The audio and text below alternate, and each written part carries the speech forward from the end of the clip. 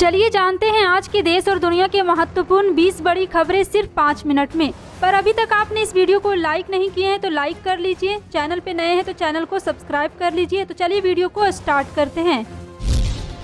2022 में हो रहे विधानसभा चुनाव में आप किस पार्टी की सरकार बनना देखना चाहते हैं? कमेंट सेक्शन में टाइप करके जरूर बताएं। बता दें, मध्य प्रदेश सरकार में परिवहन मंत्री गोविंद सिंह राजपूत की जुबान फिसल गई और वो 5 राज्यों में पूर्ण बहुमत से कांग्रेस की सरकार बनने का बयान दे दिया। उनके बयान पर कांग्रेस ने चुटकी ली है। जबलपुर में परिवहन मंत्री गोविंद सिंह मीडिया से बात करते रहे थे। इस दौरान उन्होंने कहा, उत्तर प्रदेश, गोवा, पंजाब, उत्तराखंड समेत सभी 5 राज्य में कांग्रेस का बहुमत होगा और कांग्रेस की सरकार बनेगी। उनके इस बयान पर कांग्रेस ने चुटकी लेते हुए कहा है कि गोविंद सिंह दिल से भाजपाई नहीं बन पाए हैं। बता दें कि केंद्रीय मंत्री ज्योतिरादित्य सिंधिया के साथ ही गोविंद सिंह राजपूत भी भाजपा में शामिल हुए थे। उपचुनाव में वह भाजपा की टिकट पर जीतकर प्रदेश की सरकार में मंत्री बने थे। मंत्री गोविंद सिंह गुरुवार को जबलपुर के पाटन तहसील भवन के भूमि पूजन कार्यक्रम में शामिल हुए थे, जहां बयान देते हुए उनकी जुबान फिसल गई और वह भाजपा की जगह कांग्रेस कहती है। मंत्री के पास ही बैठे पूर्व मंत्री अजय बिश्नोई ने उन्हें इशारा भी किया, लेकिन परिवहन मंत्री समझ नहीं पाए। बाद में उन्होंने कहा कि भूल से बीजेपी की जगह कांग्रेस निकल गया। उनके बयान पर कांग्रेस प्रवक्ता नरेंद्र सलूजा ने कहा कि सच जुबान पर आ ही जाता है और कांग्रेस छोड़कर भाजपा में गए मंत्री गोविंद राजपूत कह रहे हैं कि 5 राज्यों में पूर्ण बहुमत से कांग्रेस की सरकार बनेगी। वहीं सैयद जफर ने भी वीडियो ट्वीट कर लिखा है कि भाजपा सरकार के मंत्री गोविंद सिंह राजपूत का बड़ा बयान, 5 राज्यों के चुनाव में कांग्रेस की सरकार बनेगी। उन्होंने आगे लिखा है कि जिस पार्टी में इतना बड़ा पद और कद दिया उसके नाम जुबान पर ही आ जाता है।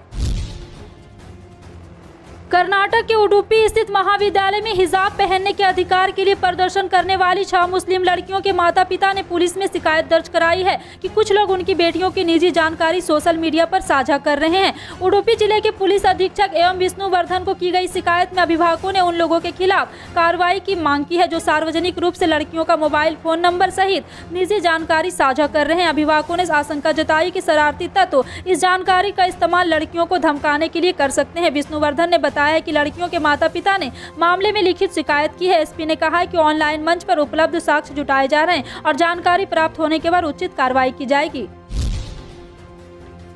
कर्नाटक हिजाब विवाद पर राजनीतिक बयानबाजी भी खूब हो रही है। केंद्रीय मंत्री गिरिराज सिंह ने कहा है कि प्रांत और धर्म के नाम पर देश को तोड़ने का प्रयास किया जा रहा है। ऐसे हालात बनाए जा रहे हैं कि समान नागरिक संहिता समय की मांग बन गई है। और केंद्रीय मंत्री ने कहा है कि कुछ खास वर्ग के लोगों ने देश का कानून तय करना शुरू कर दिया है। वहीं केंद्रीय मंत्री मुख्तार अब्बास नकवी ने कांग्रेस पर निशाना साधा। नकवी ने कहा है कि यूनिफॉर्म पर कांग्रेस गुमराह कर रही है। गृह राज्य मंत्री अजय मिश्रा टेनी के बेटे आशीष मिश्रा को मिली जमानत के मामले पर केंद्र और यूपी के बीजेपी सरकार को घेरा जा रहा है। इस पर अब केंद्रीय मंत्री अनुराग ठाकुर का बयान आया है। अनुराग ठाकुर ने कहा है कि किसी भी स्टार के बेटे, आम आदमी या फिर नेता के बेटे की जमानत हो, कोर्ट तथ्य और केस को देखकर ही निर्णय लेता है। हमें न्यायपालिका पर विश्वास है। बता दें कि लखीमपुर खीरी में किसानों को कुचलने वाले जो घटना हुई थी उसमें आशीष मिश्रा मुख्य आरोपी है। आशीष मिश्रा को गुरुवार को जमानत मिल गई। हालांकि 2 धाराओं की वजह से अभी आशीष की रिहाई नहीं हो पाई है। केंद्रीय सूचना एवं प्रसारण मंत्री अनुराग ठाकुर शुक्रवार को वाराणसी के सिगरा इलाके में बीजेपी के प्रचार के लिए पहुंचे हैं। इस दौरान उन्होंने हिजाब विवाद, यूपी चुनाव पर भी बात की है। खडूर साहिब के कांग्रेस सांसद जसबीर सिंह डिम्पा के भाई हरपिंदर सिंह गिल के शिरोमणि अकाली दल में शामिल होने से कांग्रेस पार्टी को तगड़ा झटका लगा है। राजन नाम के मशहूर हरपिंदर सिंह ने दावा किया है कि इस कदम में जसबीर सिंह भी उनके साथ हैं। पंजाब विधानसभा चुनाव के मद्देनजर बुधवार को राजन शिरोमणि अकाली दल में शामिल हुए हैं। सियद अध्यक्ष सुखबीर सिंह बादल ने गिल का अपनी पार्टी में आने पर स्वागत किया। पूर्व मंत्री और सियद नेता बिक्रम सिंह मजीठिया भी इस मौके पर मौजूद थे, जो अमृतसर पूर्व विधानसभा क्षेत्र से कांग्रेस प्रदेश अध्यक्ष नवजोत सिद्धू के विरुद्ध चुनाव लड़ रहे हैं।